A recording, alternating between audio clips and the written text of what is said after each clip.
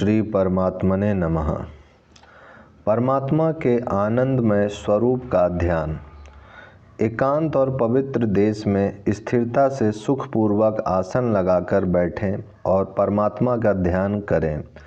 संसार में ध्यान के समान श्रेष्ठ कोई भी साधन नहीं है। भगवान कहते हैं, गीता 6 अध्याय 24 और 25वां श्लोक, संकल्प से उत्पन्न होने वाली संपूर्ण कामनाओं को निशेष रूप से सर्वथा त्याग कर और मन के द्वारा इंद्रियों के समुदाय को सभी ओर से भली भांति रोक कर क्रम क्रम से अभ्यास करता हुआ उपरति को प्राप्त हो तथा धैर्य युक्त बुद्धि के द्वारा मन को परमात्मा में स्थित करके परमात्मा के सिवा और कुछ भी चिंतन न करे। परमात्मा का स्वरूप है सत्यम ज्ञानम अनंतम ब्रह्म, अर्थात वह ब्रह्म सत्व स्वरूप, ज्ञान स्वरूप और अनंत है। वह परमात्मा चेतन है। यह संपूर्ण संसार उस चेतन के संकल्प में है। परमात्मा यदि संसार के संकल्प का त्याग कर दें तो केवल एक चेतन परमात्मा ही रह जाए। संसार में 3 पदार्थ हैं, ज्ञाता, ज्ञान और ज्ञेय। इनमें ज्ञान और ज्ञेय तो जड़ हैं तथा ज्ञाता चेतन है। जो जानने में आता है उसे ज्ञेय कहते हैं। जिसके द्वारा जाना जाता है उसका नाम ज्ञान है और जानने वाला ज्ञाता है। ज्ञाता पर ही ज्ञेय और ज्ञान निर्भर करते हैं। ज्ञान और ज्ञेय ये सब मानी हुई वस्तु है। जैसे स्वप्न का संसार माना हुआ है, वास्तव में कोई वस्तु नहीं है, केवल संकल्प मात्र है। इसी प्रकार यह दृश्य संसार भी संकल्प मात्र है। यदि वास्तव में हो तो फिर नास्तो विद्यते भावो ना भावो विद्यते सता। इस सिद्धांत के अनुसार उसका विनाश नहीं होना चाहिए, पर हमारे देखते देखते सब पदार्थ नष्ट होते जा रहे हैं। इस विनाशशीलता के कारण ये अनित्य हैं और अनित्य होने के कारण वास्तव में है ही नहीं। संकल्प मात्र एवं काल्पनिक है। इनकी जो कल्पना करता है वह चेतन है और वह आत्मा है। आत्मा नित्य चेतन स्वरूप है और जो चेतन है वही आनंद है।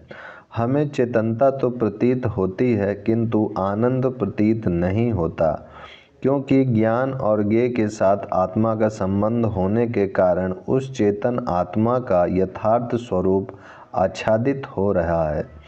जैसे सूर्य महान प्रकाश स्वरूप है पर बादलों से आच्छादित होने पर वह नहीं दिखता, इसी प्रकार आत्मा चेतन स्वरूप है परंतु अज्ञान से आच्छादित होने के कारण प्रतीत नहीं होता।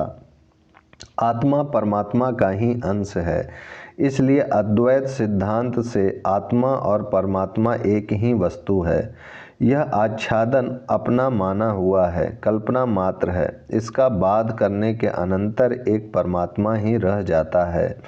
परमात्मा है वह महान है, अनंत है, असीम है, चेतन है, ज्ञान स्वरूप है, बोध स्वरूप है, आनंद स्वरूप है। इस प्रकार ध्यान करें। वह परमात्मा इस चराचर संसार के नीचे ऊपर बाहर भीतर सर्वत्र समभाव से परिपूर्ण है। जैसे बादलों के नीचे ऊपर बाहर भीतर आकाश परिपूर्ण है, भगवान ने गीता में कहा है, वह परमात्मा चराचर सब भूतों के बाहर भीतर परिपूर्ण है और चर अचर रूप भी वही है। जैसे आकाश अव्यक्त और निराकार है, वैसे ही परमात्मा भी अव्यक्त और निराकार है। किंतु आकाश के साथ परमात्मा की कोई तुलना वस्तुतः नहीं हो सकती, क्योंकि आकाश जड़ है और परमात्मा चेतन है। आकाश शून्य है और परमात्मा आनंद घन है, इसलिए उसे सत चित आनंद घन कहते हैं। सत माने परमात्मा है, चेतन माने वह ज्ञान स्वरूप है, बोध स्वरूप है, वह चेतन ही आनंद है, इसलिए उसे विज्ञानानंद घन कहते हैं। वह आनंद आत्यांतिक सुख रूप है। उस सुख का ज्ञान भी उस सुख रूप परमात्मा को ही है, इसलिए उस सुख रूप परमात्मा को ही आनंदमय कहा गया है। वह आनंद ही चेतन है और वह चेतन ही आनंद है, इसलिए उसको विज्ञानानंद घन कहते हैं। अभिप्राय यह है कि उस आनंद का ज्ञान दूसरे किसी को नहीं है। वह आनंदमय परमात्मा आप ही अपने को जानता है। ऐसा वह चिन्मय स्वरूप आनंद घन है। वह परमात्मा का स्वरूप हमारे ऊपर नीचे बाहर भीतर सब ओर परिपूर्ण है। एक विज्ञान आनंद घन परमात्मा के सिवा और कुछ भी नहीं है, अर्थात परमात्मा के सिवा संसार कोई वस्तु है ही नहीं। इस प्रकार संसार का बिल्कुल अभाव करके संकल्प रहित हो जाना चाहिए। यही उस निर्गुण निराकार परमात्मा का ध्यान है।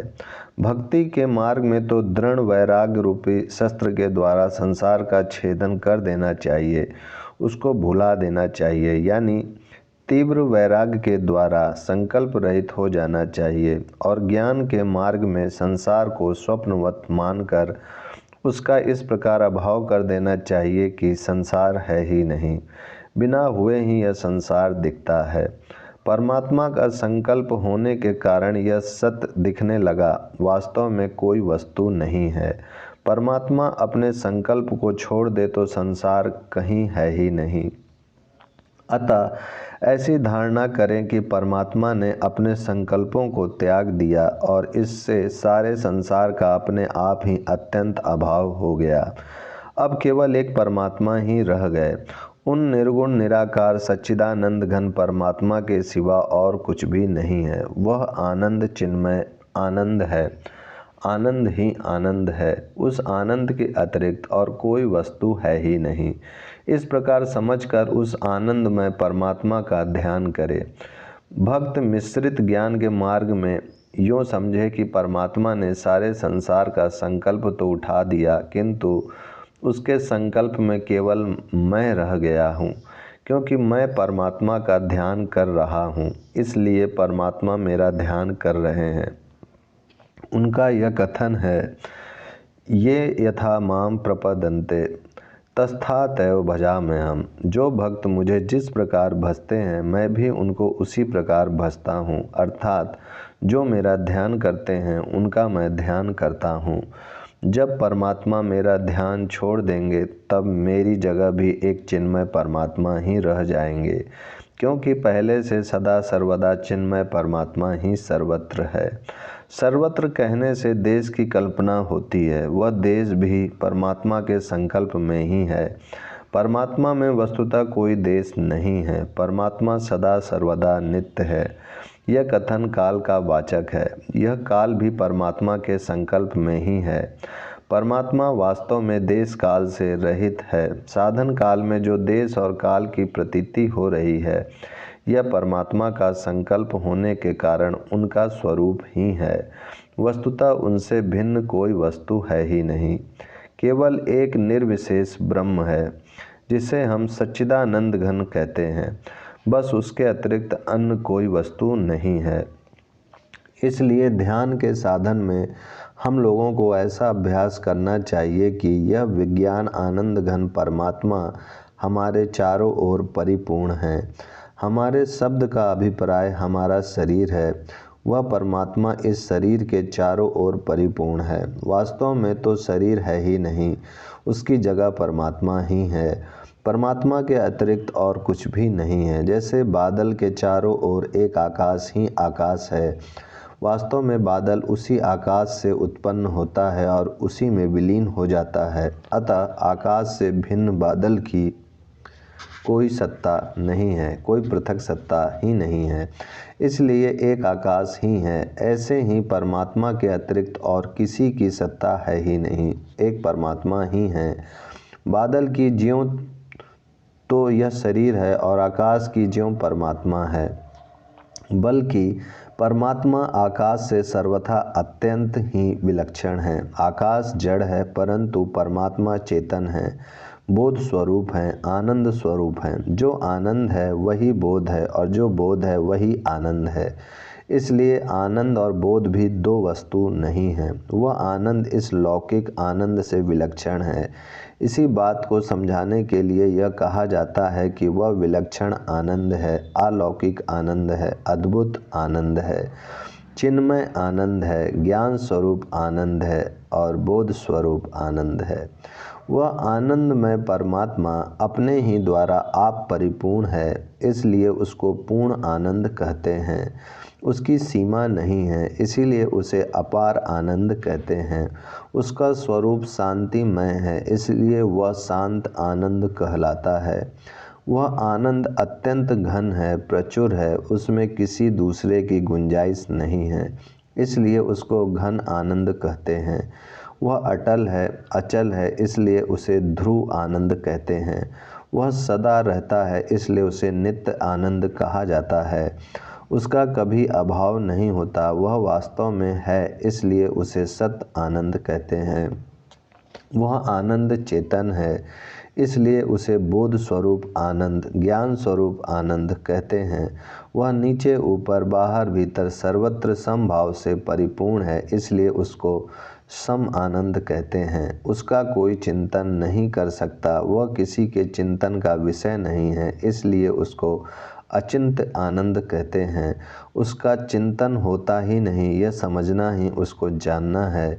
हम जो विज्ञान आनंद घन का चिंतन करते हैं और हमारे चिंतन में जो स्वरूप आता है, वास्तव में उससे आनंदमय परमात्मा का स्वरूप बहुत ही विलक्षण है। बुद्धि के द्वारा तो उसी स्वरूप का चिंतन होता है जो बुद्धि से मिला हुआ हो, इसीलिए बुद्धि विशिष्ट ब्रह्म स्वरूप का ही चिंतन होता है। यानी जो बुद्धि ग्राह्य है उसी का बुद्धि से चिंतन होता है, इसीलिए उसे बुद्धिग्राह्यम गीता में कहा गया है, अर्थात वह सूक्ष्म होने के कारण बुद्धि के द्वारा समझ में आता है, ऐसा कहा गया है। वह महान है, इसलिए उसे महान आनंद कहते हैं। वह सबसे श्रेष्ठ है, इसलिए उसको परम आनंद कहते हैं। चेतन ही उसका स्वरूप है, इसलिए उसे चिन्मय आनंद कहते हैं। जो चेतन है वही आनंद है और जो आनंद है वही चेतन है। ऐसा जो आनंदमय परमात्मा का स्वरूप है, उस आनंदमय स्वरूप में साधक को नित्य निरंतर निमग्न रहना चाहिए। अपार आनंद है, महान आनंद है, आनंद ही आनंद है। एक आनंद के सिवा दूसरी कोई वस्तु है ही नहीं। ऐसे आनंद में मस्त रहना चाहिए। साधक को चलते फिरते समय इस प्रकार का अभ्यास करना चाहिए कि यह शरीर आनंदमय परमात्मा में ही चल रहा है, विचरण कर रहा है। जैसे आकाश में बादल चल रहे हैं, ऐसे ही आनंदमय परमात्मा में यह शरीर चल रहा है। बादल आकाश से कोई भिन्न वस्तु नहीं है, क्योंकि आकाश से ही बादल की उत्पत्ति हुई है। इसी प्रकार परमात्मा से ही शरीर की उत्पत्ति हुई है, क्योंकि परमात्मा का संकल्प ही तो शरीर है, इसलिए यह शरीर भी परमात्मा से कोई पृथक वस्तु नहीं। आकाश में बादल की भांति परमात्मा में ही यह परमात्मा का संकल्प रूप शरीर विचरण कर रहा है। वह परमात्मा आनंदमय है, चिन्मय है, विज्ञान आनंद घन है, उसके सिवा और कोई वस्तु है ही नहीं। इस प्रकार हर समय उत्तरोत्तर साधन को तेज करना चाहिए। ध्यान काल में साधक को प्रत्यक्ष की भांति ऐसा अनुभव करना चाहिए, अहो कैसी शांति हो रही है, शांति के सिवा दूसरी कोई वस्तु है ही नहीं। परमात्मा ही शांति के रूप में प्रतीत हो रहे हैं। अहो कैसी ज्ञान की बहुलता है, ज्ञान ही ज्ञान है, ज्ञान के सिवा दूसरी कोई वस्तु ही नहीं है। परमात्मा ही ज्ञान के रूप में प्रतीत हो रहे हैं। अहो कैसी चेतनता है, चेतनता के सिवा दूसरी कोई वस्तु है ही नहीं। परमात्मा ही चेतन के रूप में प्रतीत हो रहे हैं। अहो कैसा आनंद है। हम देखते हैं कि हमारे मन, बुद्धि, इंद्रियां, शरीर सबके बाहर भीतर एक आनंद ही आनंद परिपूर्ण हो रहा है, अर्थात हमारे रोम रोम में, अणु अणु में, सब जगह आनंदमय परमात्मा ही प्रत्यक्ष परिपूर्ण हो रहे हैं। और शरीर की यह आकृति केवल कल्पना मात्र है, वास्तव में आनंद ही आनंद है। आनंद के सिवा दूसरी कोई वस्तु है ही नहीं। ऐसे आनंद में निरंतर निमग्न रहना चाहिए। वह आनंद ही शांति के रूप में दिख रहा है, वह आनंद ही ज्ञान के रूप में दिख रहा है, और आनंद ही चेतन के रूप में दिख रहा है।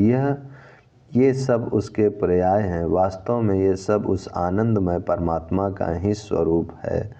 आनंदमय, आनंदमय, आनंदमय, पूर्ण आनंद, अपार आनंद, शांत आनंद, घन आनंद, अचल आनंद, ध्रुव आनंद, नित्य आनंद, बोध स्वरूप आनंद, ज्ञान स्वरूप आनंद, परमानंद, महान आनंद, सम आनंद, अत्यांतिक आनंद, अचिंत आनंद, आनंद ही आनंद। ओम शांति शांति शांति।